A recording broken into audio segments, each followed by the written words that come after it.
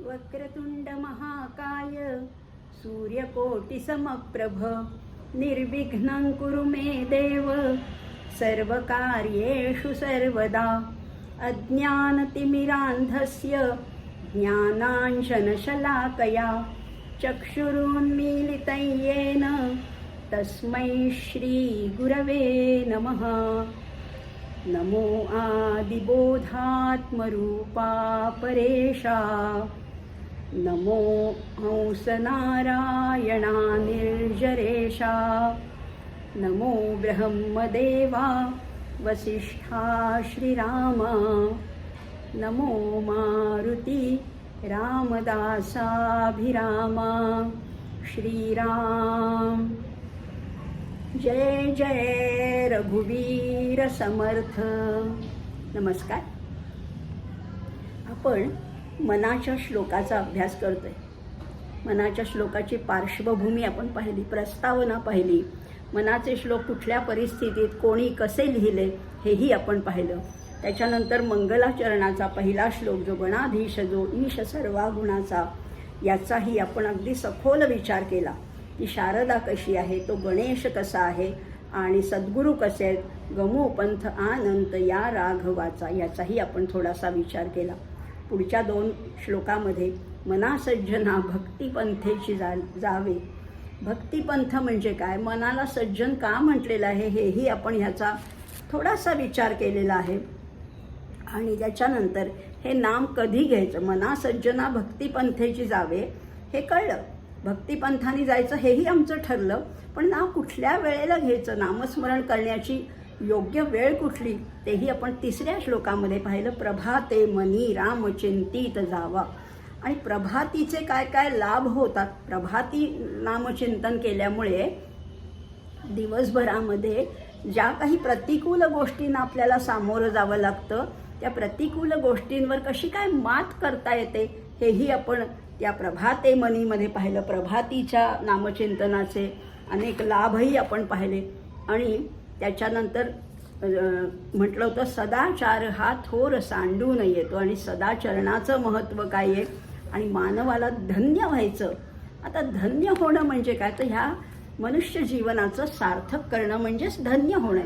आणि असा माणूस जगी तोची तो मानवी धन्य होतो असं आपण म्हणून हे 3 श्लोकाचा फक्त आपला अभ्यास झालेला आहे। आता हळूहळू आपण पुढच्या श्लोकांकडे जाणार आहोत। अर्थातच या मनाच्या श्लोकामध्ये आपण बघितलं, पहिल्यांदा प्रस्तावनेत पाहिलं, त्याच्यामध्ये कर्ममार्ग आहे, भक्ती मार्ग आहे, ज्ञान मार्ग आहे, अगदी उपनिषदातलं तत्त्वज्ञानसुद्धा या मनाच्या श्लोकामध्ये आपल्याला आढळतं। असा आपण हळूहळू चढत्या क्रमाने त्याचा निश्चितच अभ्यास करणार आहोत। आज आपण बघणार आहोत तो 4था श्लोक आहे। तो श्लोक काय आहे तो आधी बघूया, त्याचा शब्दशः अर्थ बघूया आणि त्याच्यातलं आतलं गुह्य ज्ञान काय आहे, लक्ष्यार्थ काय आहे तोही बघणार आहोत। श्लोक असा आहे, मना वासना दुष्ट कामा नये रे, मना सर्वथा पाप बुद्धी नको रे, मना धर्मता नीती सांडू नको हो, मना अंतरी सार विचार राहो श्रीराम। जय जय रघुवीर समर्थ।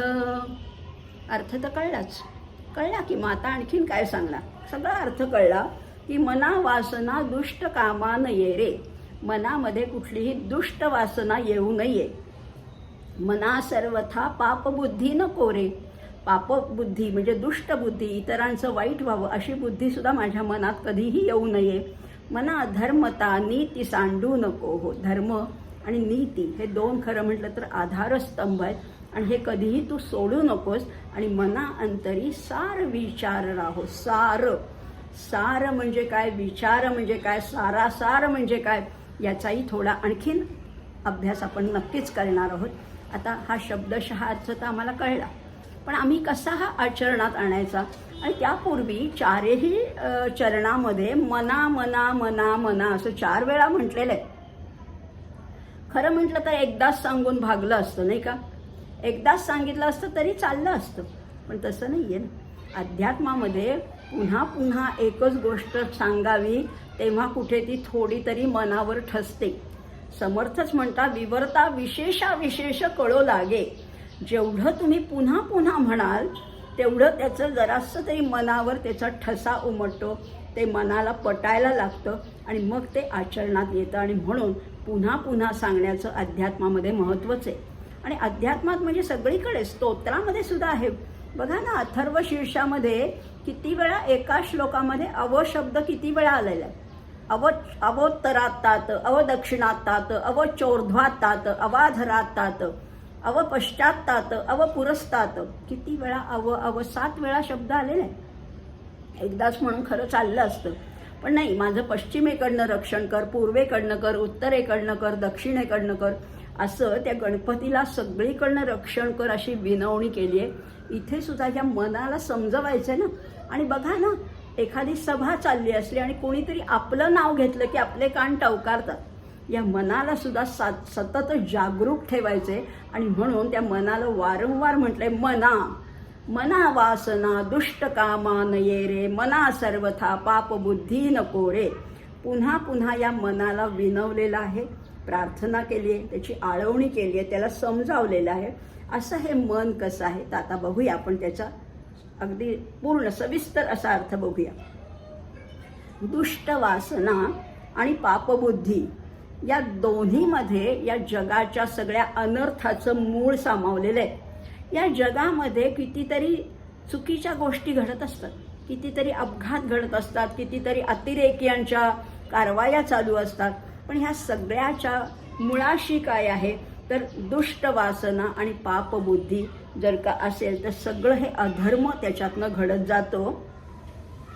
आणि हा अधर्म कशासाठी घडतो, ही पापबुद्धी येते तरी का मनामध्ये, खरं म्हटलं तर दुसऱ्याचं ज्यांना भलं बघवत नाही, कुणाचंही चांगलं चाललंय हे ज्यांना बघवत नाही, असे लोक विनाकारण दुसऱ्याचा घातपात करतात किंवा दुसऱ्याला दुःख देतात. दुसऱ्याचं नुकसान करणं हे सुद्धा या पापबुद्धी लोकांचं वैशिष्ट्य आहे.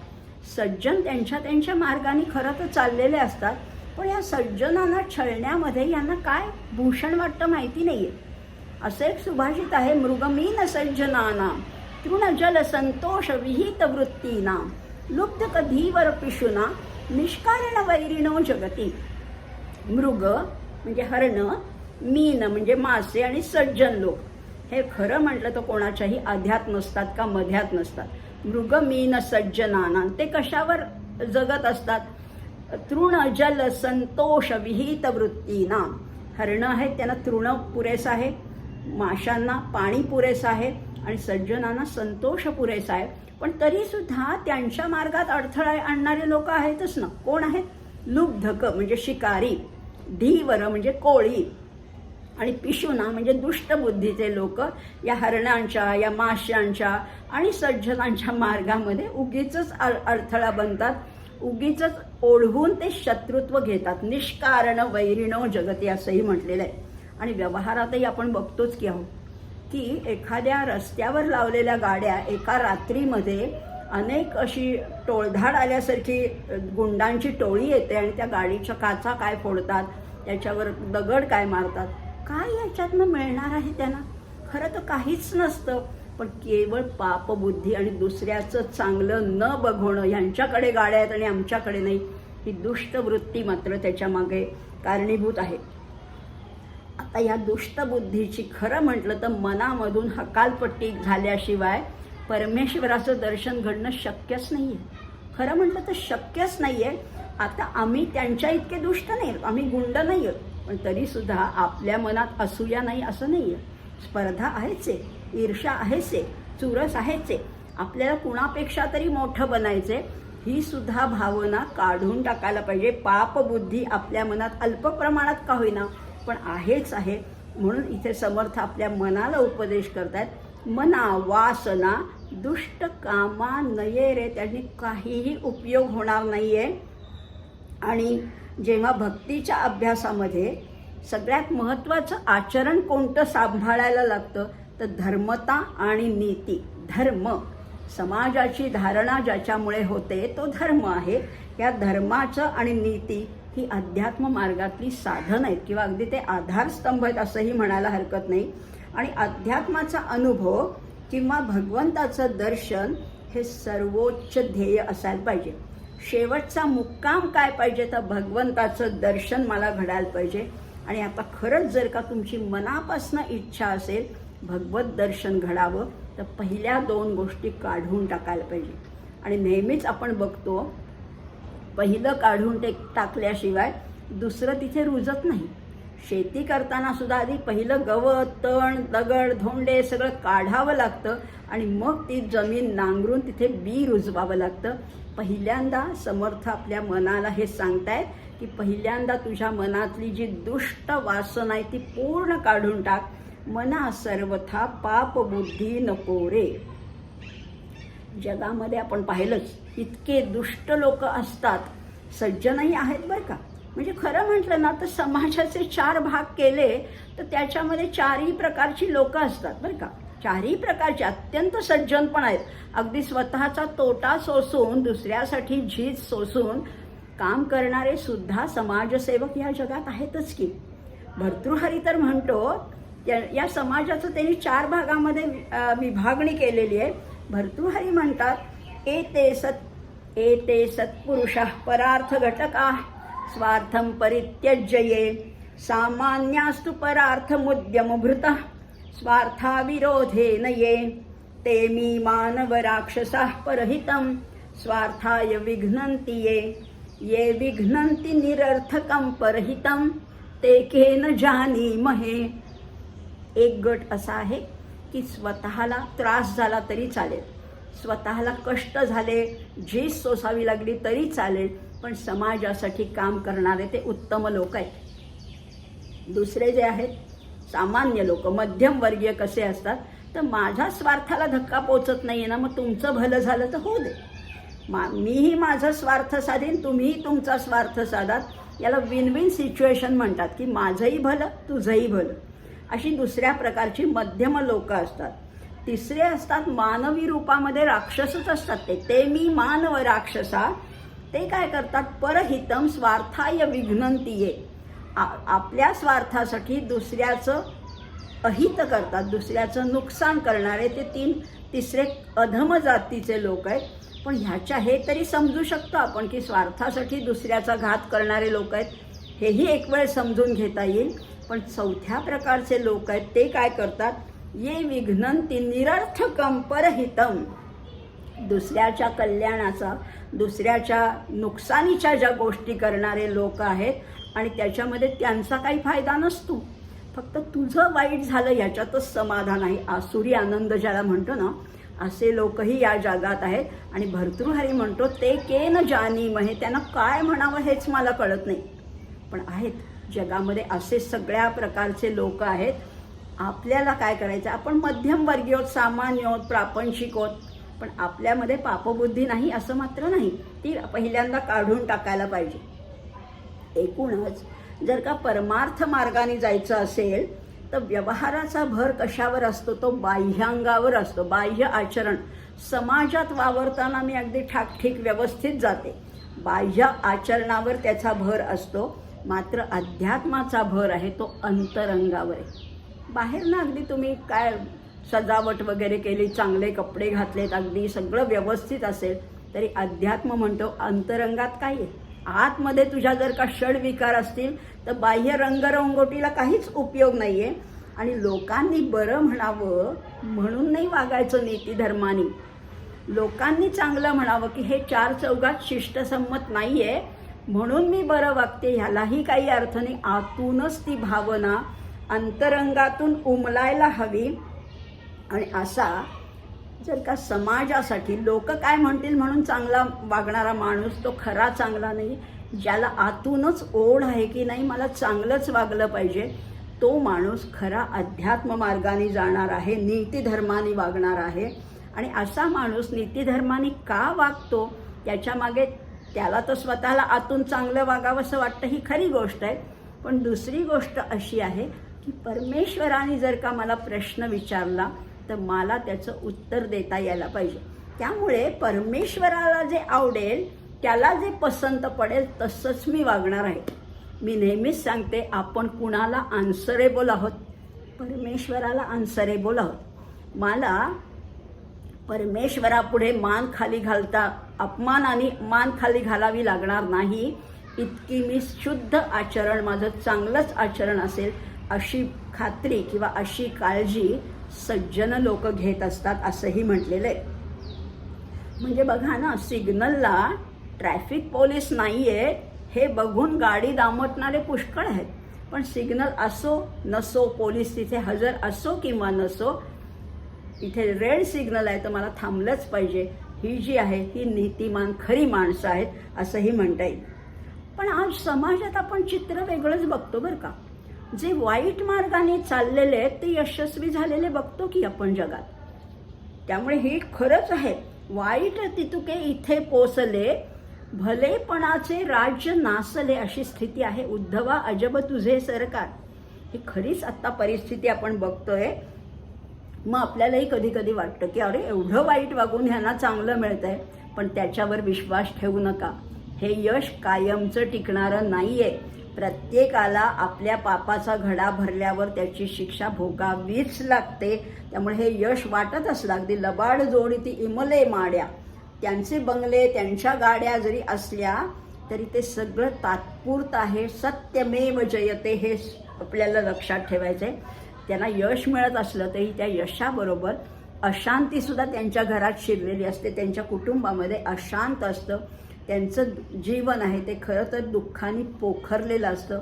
वरवर जरी ते चांगले वाटत असले, यशस्वी वाटत असले तरी. आणि खरंच आहे, पाप बुद्धी आपल्यामध्ये कोण निर्माण करतं तर अनेक वेळेला समाज असेल किंवा अनेक वेळेला कुटुंबातलेच लोक ही अशांती किंवा ही पापबुद्धी, किंवा आई वडील सुद्धा बरं का, आई वडील सुद्धा आपल्याच मुलांना सांगतात की त्या काकांकडे जाऊ नको बरं का, ते त्यांचं आपलं बरं नाही आहे, ही आत्या अशी आहे, ती मामी तशी आहे. आपल्याच नातेवाईकांबद्दल किंवा शेजाऱ्या पाजाऱ्याबद्दल जेव्हा आई वडील आपल्याच मुलांच्या मनामध्ये विष कालवत असतात तेव्हा ते आपल्याच पायावर धोंडा पाडून घेत असतात. किंवा एखादी आई सारखी आपल्या सासूबद्दल तक्रार करत आपल्या मुलाला सांगत असते, तेव्हा तो मुलगा पण हे लक्षात ठेवतो आणि त्याचं लग्न झाल्यावर त्याची बायको त्या सासूशी तसंच वागते. पण जे आपण पेरावं तेच उगवत असतं. कारण तुमची सासू असेल पण त्या मुलाची ती आजी आहे, त्याला त्याच्याबद्दल प्रेमही वाटू शकतं, हेही लक्षात घ्यायला पाहिजे. त्यामुळे हेच शस्त्र मुलं मग आई वडिलांवर उगारतात. म्हणजे चिंती परा ते येई घरा असं म्हटलं ते काही खोटं नाही आहे. पापबुद्धी ही मनात खरं तर उद्भवायलाच नको आहे, पण समजा चुकून आली तर ती काढून टाकायला पाहिजे. आणि म्हणून समर्थ म्हणतात मना सर्वथा पापबुद्धी नको रे. तिसऱ्या चरणामध्ये म्हणतात मना धर्मता नीती सांडू नको हो. धर्म, धर्म म्हणजे ज्याच्यामुळे समाजाची धारणा होते तो धर्म आहे.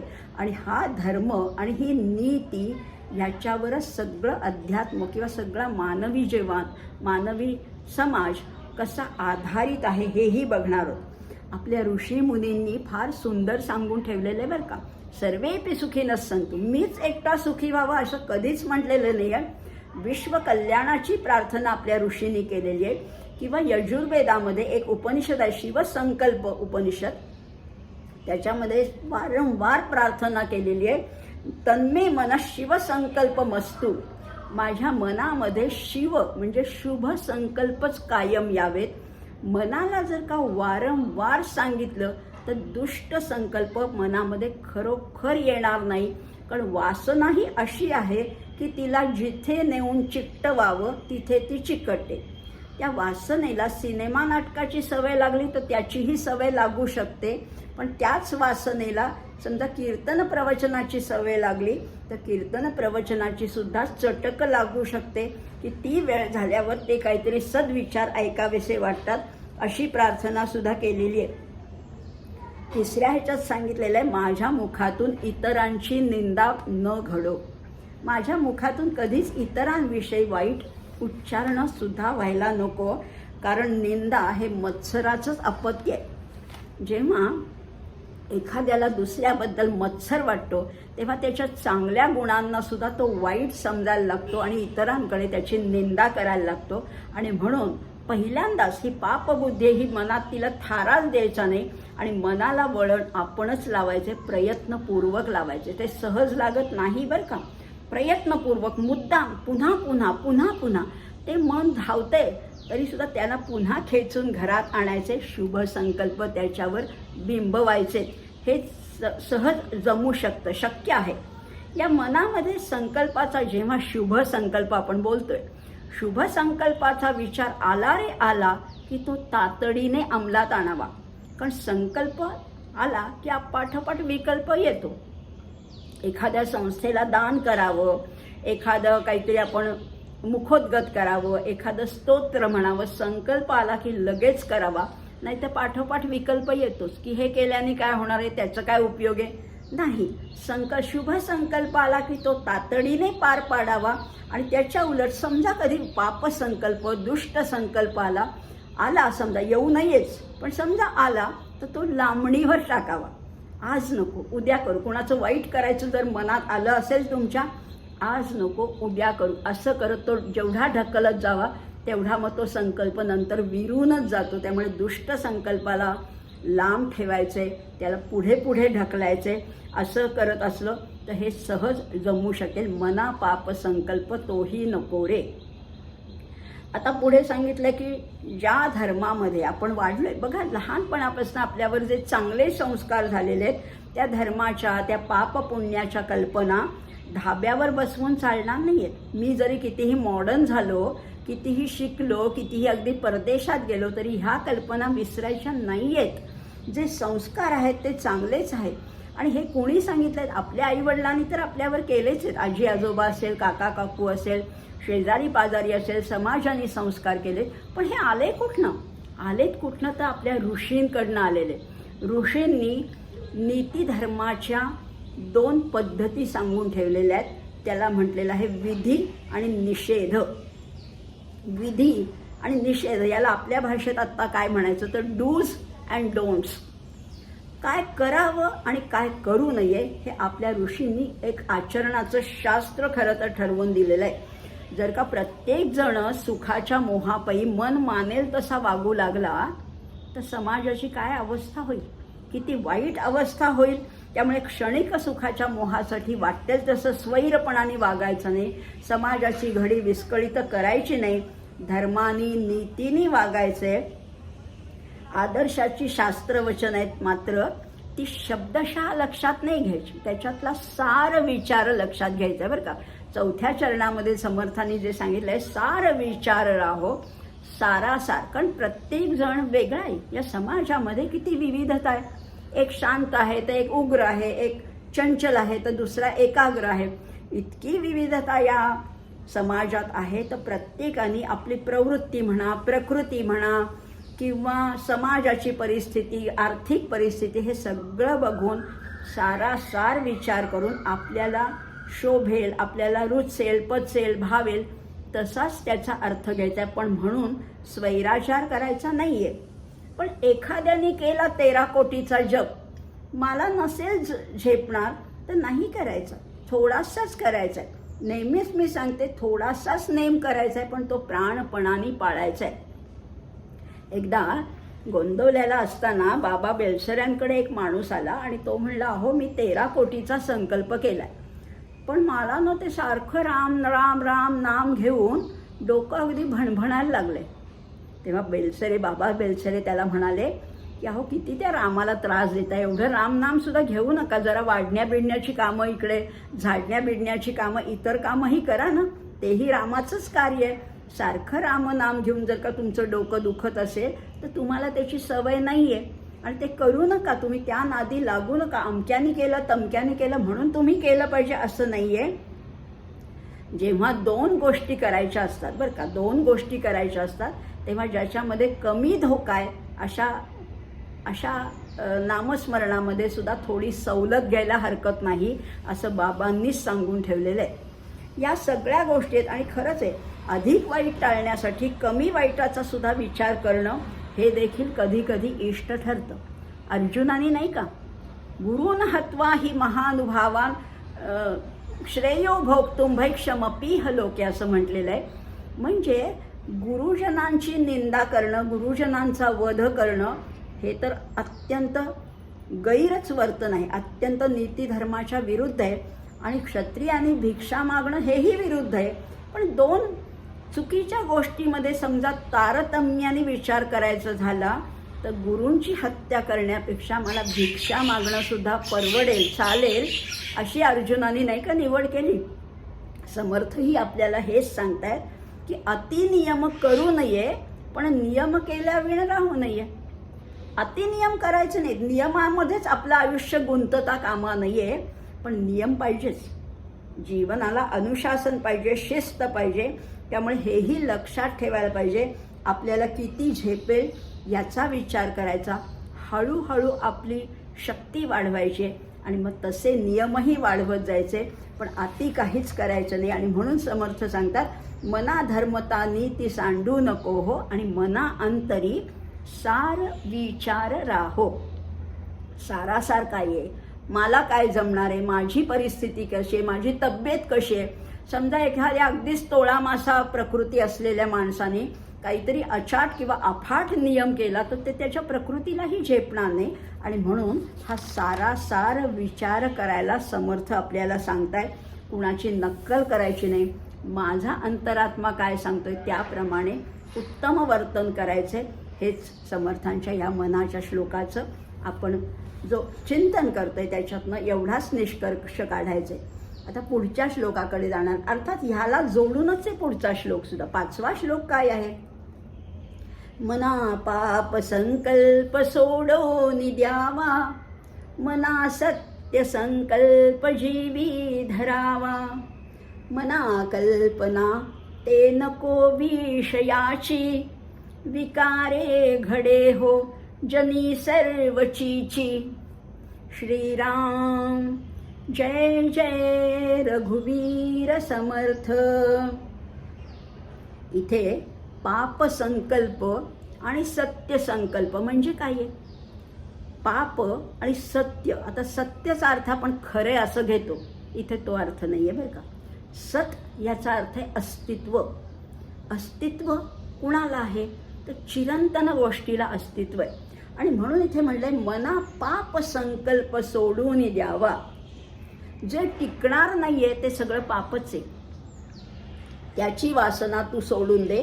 आणि जे टिकणार आहे, जो सत्य संकल्प आहे, जो सच्चा संकल्प आहे, म्हणजे परब्रह्माचा जो संकल्प आहे तो जीवी धरावा. अत्यंत अंतःकरणापाशी, तो मनापासनं, तो जीवापासनं करायचा आहे, आवडीने करायचा आहे.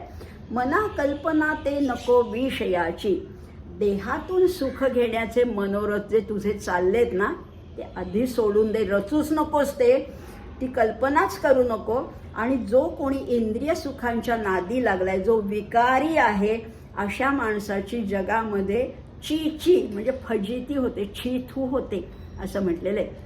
लहानपणी आम्हाला या शब्दाची मोठी गंमत वाटायची. ची म्हटलं की खूप हसू यायचं. आता अर्थ कळतोय त्याचा. ची म्हणजे छी-थू नको व्हायला. या विकारामुळेच ही जर का छी-थू होत असेल, हे जर का आता जाणत्या वयात कळतंय, तर मग आता ते विकार आधी काढून टाकायला पाहिजे. आणि विकार काय आहेत, पाप म्हणजे काय आणि पुण्य म्हणजे काय आहे, तर भक्ती मार्गामध्ये भगवंताला विसरून या दृश्य जगामध्ये रमणं हेच मोठं पाप आहे, हेच पाप आहे. या आत्मा म्हणजे मी हे न समजता जेव्हा मी देहाला मी समजतो, हे सगळ्यात मोठं पाप आहे. आणि भगवंताला न विसरता कर्तव्यापुरतं देहातून सुख घेणं यालाच पुण्य म्हटलेलं आहे. देहसुख घ्यायचं नाही असं नाही आहे बरं का, की तुम्ही जेवायचं नाही, खायचं नाही, सारखे उपास करायचे, अजिबात असं सांगितलेलं नाही. संसार करा, उत्तम करा, पण तेव्हा सगळं करत असताना सतत एक मागे भगवंताचं नामस्मरण पाहिजे. तुम्ही जेवा, खा, वाटेल ते करा. अहो येता जाता, उठत बसता, कार्य करिता, सदा देता घेता, वदनी वदता, ग्रास गिळिता, घरी दारी शय्येवरी रतिसुखाचे अवसरी, समस्तांची लज्जा त्यजुनी भगवत चिंतन करी. भगवंताचं जर का नाम तुमच्या बॅकग्राऊंडला असेल तर तुम्ही सगळी कर्म जरी करत राहिलात तरी त्यापासून पाप नाही लागणार. पण हेच जर का भगवंताला विसरून तुम्ही नुसत्या या विषय सुखामध्ये रमून गेलात तर ते फार मोठं पाप आहे. आणि ही जी वासना आहे, जी मानसिक शक्ती आहे, तिला वळवावी तिकडे ती वळत असते. ती जर का दृश्य वस्तूंना चिकटली तर क्षणिक सुख लागतं. मला हे खायला काहीतरी छान चमचमीत खायला मिळालं, सिनेमा बघायला मिळाला, चांगली साडी मिळाली, चांगली गाडी मिळाली, घर मिळालं, या सगळ्या दृश्य वस्तू आहेत. याच्यामध्ये या करायच्या बरं का, याचा उपभोग जरूर घ्यायचा. पण हे देणारा कोण आहे? तो राम करता, रामच करता, राम करविता असं जेव्हा वाटेल तेव्हा त्या दृश्य गोष्टीतल्या सुखापासून सुद्धा पाप नाही लागणार. पण जर का भगवंताला विसरून गेलात, मीच करता आहे असं समजून वागायला लागलात, करता हमिती मन्यते असं जर का वागणं असेल तर ते पाप आहे असंही म्हटलेलं आहे. त्यामुळे बाह्य गोष्टीवर केंद्रित झालेली वासना माणसाला विवेकापासून भ्रष्ट करते. आणि अविवेकी जो माणूस असतो तो आपल्या वासना तृप्तीसाठी करू नये त्या गोष्टी करतो. अगदी चोरी आहे, परत दारागमन आहे, असत्य भाषण आहे, अशी अनेक पापं त्या वासनापूर्तीसाठी करतो. आणि मग त्याचं मात्र निश्चित पाप लागतं. आणि मग अशा माणसाला समाजामध्ये त्याची अगदी नाचक्की होते, त्याची छी थू होते. आणि म्हणून समर्थ इथे फार सुंदर शब्द वापरत आहेत. त्यामुळे विकारे घडे जनी हो सर्व ची ची. समर्थ अत्यंत उत्तम असे मानसशास्त्रज्ञ होते. त्यांनी समाजाची नाडी बरोबर ओळखलेली आहे. माणसाला काय आवडतं आणि काय आवडत नाही, कशाचा कंटाळा येतो हे समर्थ बरोबर जाणतात. आणि विषय चिंतन झाल्यावर मन उत्तेजित होतं. आणि उत्तेजित झालेलं मन कोणतंही पाप करायला प्रवृत्त होतं. त्या पापाचं त्याला काही वाटतही नाही. कामातुराणाम न भयम न लज्जा असं म्हटलेलं आहे. एकदा ते मन उत्तेजित झालं की त्याला त्याच्याशिवाय काही सुचतच नाही. आता ह्याच्यावर उपाय काय आहे? समर्थ म्हणतात की विषय चिंतन झाल्यावर त्याच्या हातनं पाप घडतात. मला ह्याला उपाय काय आहे? तर मुळात विषय चिंतनच होऊ न देणं. आणि म्हणून म्हणतात मना पाप संकल्प सोडून द्यावा. बरं, आता पाप संकल्प सोडला पण काहीतरी दुसरं पाहिजे ना. Empty mind is devil's workshop. त्यामुळे रिकामं मन ठेवायचं नाही. पापसंकल्प आम्ही समजा टाकला, लगेच तिथे दुसरं काहीतरी भरायला पाहिजे. मग काय भरायचे? सत्य संकल्प जीवी धरावा. हा सत्य संकल्प परब्रह्म आहे, तो रामच करता आहे, हे मनाशी ठसवायचे. आणि मुद्दाम ठसवायचं नाही, ते आवडीने आपोआप रुजलं पाहिजे अंतःकरणात. म्हणून इंद्रियांना आवरत बसायचं नाही, आधी मुळावरच घाव घालायचे. गीतेमध्ये तर ह्या काम वासनेनी बरबटलेल्या माणसाची सगळी अधोगती सांगितली. ध्यायतो विषयान पुंसः संगस्तेषुपजायते, संगात संजायते कामः, कामात क्रोधोभिजायते, क्रोधात भवति सम्मोहः, सम्मोहात स्मृतिविभ्रमः, स्मृतिभ्रंशात बुद्धिनाशो, बुद्धिनाशात प्रणश्यति. सगळी वाट लागते, सगळं संपूनच जातं. एकदा विचार भ्रष्ट झाला, विवेक गेला की सगळं संपलेलं आहे. म्हणजे मुळावर घाव घालायचं. नाहीतर काय होतं, झाडाच्या सुद्धा फांद्या छाटत राहतो आणि मुळाशी पाणी घालत राहतो. त्याचं काहीच उपयोग नाही. तुम्ही मुळाशी जर का पाणी घालत गेलात आणि कितीही फांद्या छाटल्यात तरी पुन्हा पुन्हा त्याला पालवी फुटणार, पुन्हा पुन्हा अंकुर फुटणार आणि पुन्हा पुन्हा विषयाचं चिंतन होणार. मुळावरच घाव घाला असंही सांगितलेलं आहे. या अशा माणसाला गीता तर म्हणते मिथ्याचारस्स उच्यते, त्याला दांभिक म्हटलेलं आहे. आणि खरं सांगू का, विषय चिंतन जे आहे ना, मना कल्पना ते नको विषयांची. हे विषय चिंतन आहे, तर विषय हे मुळातच विषस्वरूप आहेत.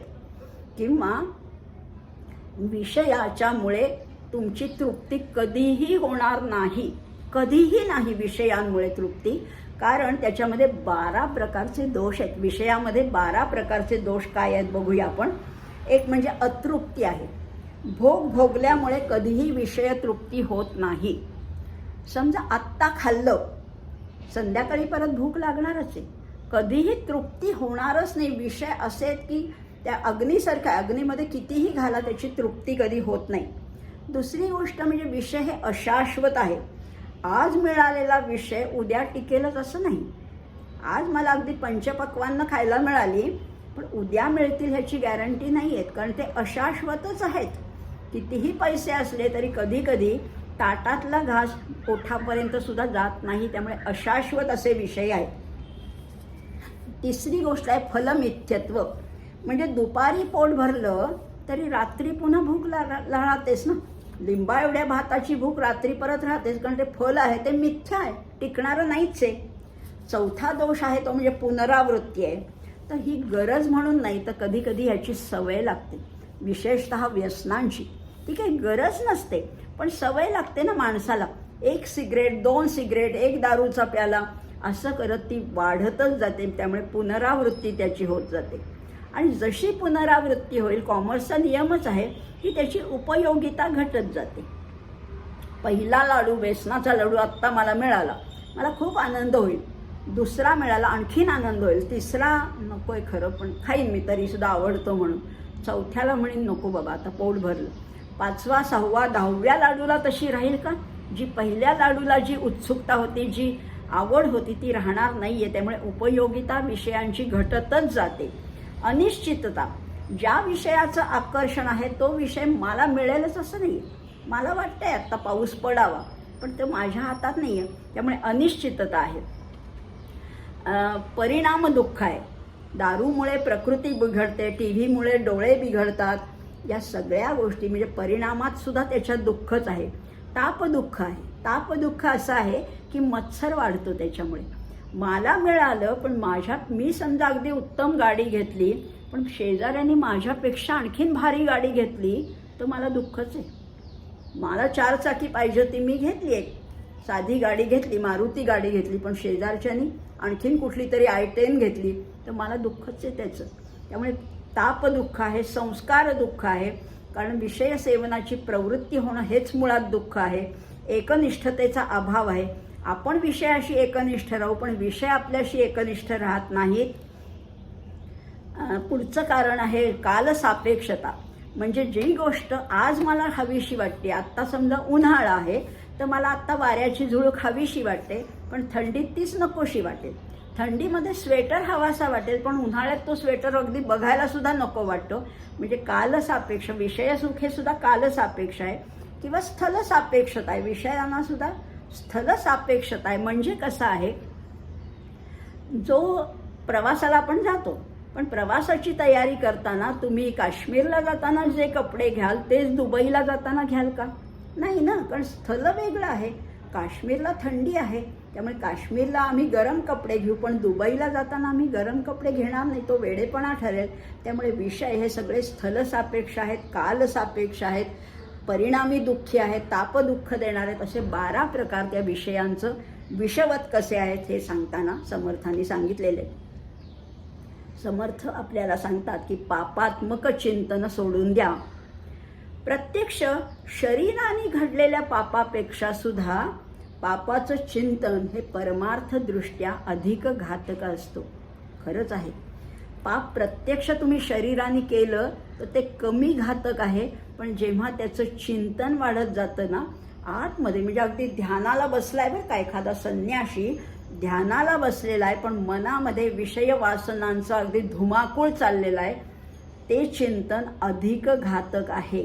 त्यामुळे कारण तेव्हा त्या मौनामध्ये, त्या ध्यानामध्ये त्या विषयाला, त्या मनाला स्वैर धावायला मोकळीक मिळत असते. त्यामुळे तसं ते घातकच आहे. आणि पाप हे नेहमी मन आणि बुद्धीच्या आश्रयाने राहत असतं. पातक हे नेहमी मनबुद्धीच्या आश्रयाने राहतं, पण जो मुक्त झालाय, या दोन्हीपासनं जो मुक्त झालाय त्याला पापही उरत नाही, तो पुण्यही उरत नाही, तो ह्या सगळ्याच्या पलीकडे गेलेला असतो. त्याला सुख नाही, दुःख नाही. आणि मग अशा साधकाच्या मनामध्ये पापसंकल्प उद्भवतच नाही, काही घडतच नाही त्याच्याकडनं. आणि घडणाऱ्या पातकातले 99% संकल्प जे आहेत पापसंकल्पामुळेच घडत असतात. जी पापं आहेत 99% पापं याच्यामुळेच घडत असतात. आणि म्हणून समर्थ आपल्याला सांगताय की मना पाप संकल्प सोडून द्यावा. आता मगाशीच आपण पाहिलं की मन कधी रिकामं राहत नाही, आणि मग लगेच सत्य संकल्प धरायचा आहे. तो हृदयामध्ये, जीवामध्ये अत्यंत खोलवर असा रुजायला पाहिजे. आणि मग हे करण्यासाठी मनामध्ये सतत चांगले विचार घोळवायला पाहिजे. सतत चांगलेच विचार, दुष्ट विचार नकोच माझ्या मनात यायला. आपल्याकडे म्हण आहे बरं का, काशीस जावे नित्य वदावे. जा किंवा जाऊ नका, काशीला जाणं घडेल किंवा नाही घडणार, पण नित्य म्हणा तरी रोज. आपल्याला जर का मनावर असं हे ठसवायला लागले की मला हा अभ्यास करायचा आहे, मला हे कंठस्थ करायचं आहे, मला ह्या गोष्टी टाळायच्यात आणि ह्या गोष्टी मला मिळवायच्यात, असं म्हणा तरी रोज. मी नेहमीच सांगते माझ्या विद्यार्थ्यांना की रोज रात्री झोपताना म्हणायचं आहे, अहम ब्रह्मास्मी, अहम ब्रह्मास्मी. खोटं नाही आहे बरं का हे, मी ते परब्रह्मच आहे, पण मी विसरून गेली आहे. मला वाटतं की हा देह म्हणजे मी, हे नाव म्हणजे मी, पण मी कोण आहे तर मी परब्रह्म आहे हे विसरले. हे रोज 5 वेळा तरी मनावर ठसवायचे, अहम ब्रह्मास्मी. आणि हे खोटं नाटक करता करता ते खरंच होईल, मी ब्रह्म आहे.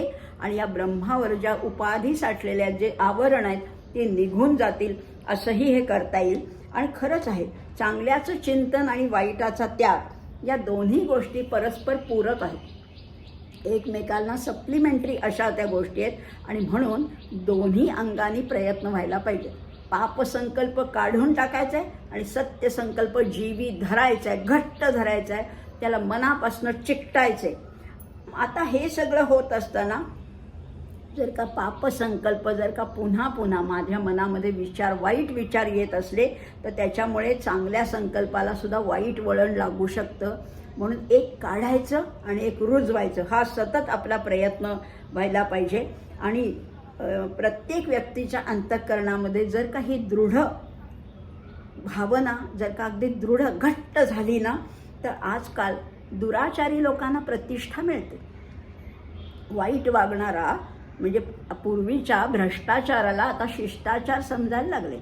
पूर्वी ज्याला निंद्य समजत होते त्याला आता वंद्य समजायला लागले. ज्या गोष्टी टाळल्या जायच्या किंवा ज्या गोष्टी लोक करायचे पण कधी कधी लपून छपून करायचे, त्याला आज राजरोस मान्यता मिळायला लागली. पण हे जर का टाळायचं असेल तर प्रत्येक व्यक्तीने हे मनाचे श्लोक वाचायला पाहिजे, पाठ करायला पाहिजे आणि त्याहीपेक्षा ते आचरणात यायला पाहिजे. रोज एका मनाच्या श्लोकाचा तरी विचार आपल्याकडनं घडला पाहिजे. आणि त्याच्यातला होता होईल तो 100% नसेल, बरं 50% तुम्हाला या 4 चरणापैकी 2 चरण जर का आचरणात आणता आले तर तेवढंही चालणार आहे. हळूहळू हे प्रमाण वाढवत जायचे. मनाच्या श्लोकाने समर्थाने मनाला सांगितले, आपणही आपल्या मनाला रोज हा उपदेश करायचा आहे, रोज हा आदेश करायचा आहे, रोज हा बोध करायचा आहे. असं जर का झालं तर हे समाजाचं आजचं जे चित्र आहे ते निश्चित बदलू शकेल. जे पूर्वी ऋषीमुनींना जे समाजात स्थान होतं तेच आज खरं तर सज्जनांना मिळायला पाहिजे. आणि भ्रष्टाचाराची ही परिस्थिती सुधारून आता या समाजाला स्वास्थ्य मिळायला पाहिजे. समाजामध्ये सदाचार नांदायला पाहिजे, सज्जनांची मांदियाळी वाढायला पाहिजे. एवढंच या मनाच्या श्लोकाच्या अभ्यासातून, त्याच्या चिंतनातून आपण हे आपल्या मनावर ठसवूया. मनाच्या श्लोकाचा नित्य अभ्यास करूया. अभ्यास म्हणजे नुसतं श्रवण भक्ती नाही, तर हे खरंच आपल्या मनामध्ये मुरायला पाहिजे. प्रत्येक दिवसेंदिवस आपल्यामध्ये उन्नती घडायला पाहिजे, प्रगती घडायला पाहिजे. आपलं आचरण आपणच सुधारायचे. आपण चांगलेच आहोत, वाईट नाही आहोत, पण तरीसुद्धा अत्यंत उत्तमाकडे या ऋषीमुनींच्या दिनचर्या कशी होती, सज्जनांचं वागणं कसं असतं याचा आपण ह्या निमित्ताने अभ्यास करतो आहोत. आणि त्याच मार्गाने त्यांच्या पदचिन्हावरनं चालण्याचा नक्कीच प्रयास करणार आहोत. इथेच थांबूया. जय जय रघुवीर समर्थ.